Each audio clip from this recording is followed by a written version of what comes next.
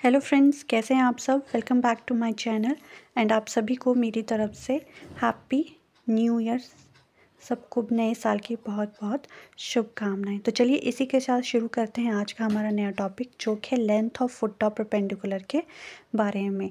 आपने HP TGT commission में देखा होगा कि length of foot of perpendicular से रिलेटेड क्वेश्चंस आए हुए हैं।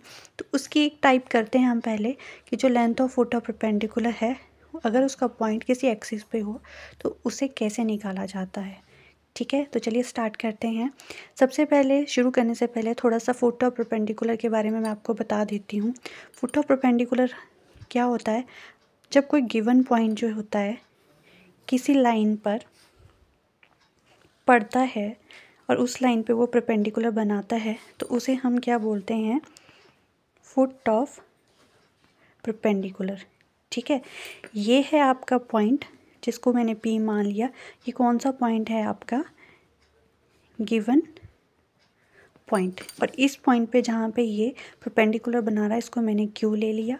ठीक है, और ये होती है आपकी एक्सिस। अब जिसके लिए क्वेश्चन में पूछा गया वो एक्स हो सकती है, वाई हो सकती है, जेड हो सकती है।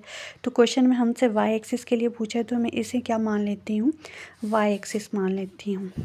ठीक है, गिवन पॉइंट के कोऑर्डिनेट है हमारे पास 3, 4, 5। अब हमें Q के भी कोऑर्डिनेट्स चाहिए, तो जो कि एक्स, वाई और जेड की फॉर्म में होंगे। तो इसको करने से पहले मैं आपको थोड़ा सा बता देती हूँ, शायद आप सबको पता भी है, तो थोड़ा सा प्रीव्यू कर लेते हैं।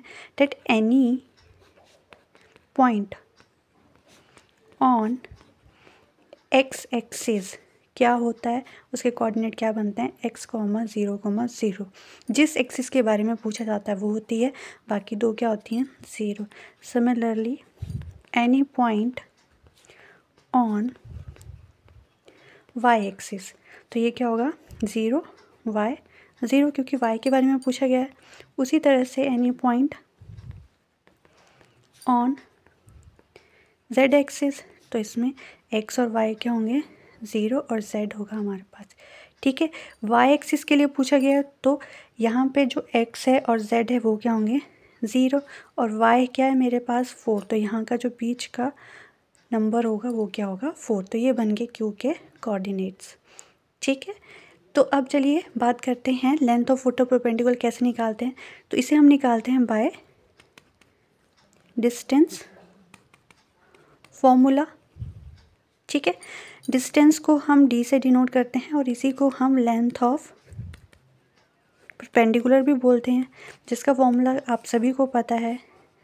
2D में होता है x2 माइनस x1 का whole square plus y2 minus y1 का होल स्क्वायर। पर हम 3D की बात करते हैं इसमें, तो यहाँ क्या आएगा? z2 माइनस z1 का होल स्क्वायर। ठीक है, अब हमारे पास यहाँ पे गिवन क्या क्या है? x1 है हमारे पास 0, y1 है हमारे पास 4, z1 कितना है हमारे पास? 0। सिमिलरली x2 जो कि गिवन पॉइंट होता है हमारा P, उसके कोऑर्डिनेट लेते हैं, तो x2 कितना हो गया हमारे पास? 3, y2 हो गया हमारे पास 4 और z2 हो गया हमारे पास 5। इसे हम डिस्टेंस फॉर्मूला में पुट कर देंगे तो d किसके इक्वल आ जाएगा हमारे पास? 3 माइनस 0 का होल स्क्वायर प्लस 4 माइनस 4 का होल स्क्वायर प्लस 5 माइनस 0 का होल स्क्वायर। तो ये हमारा बन जाएगा root of 3 square plus 0 plus 5 square.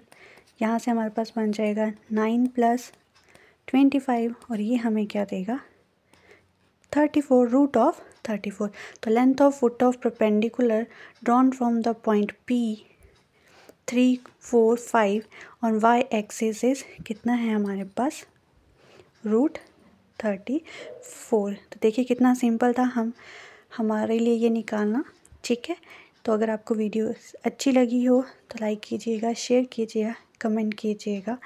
Thank you.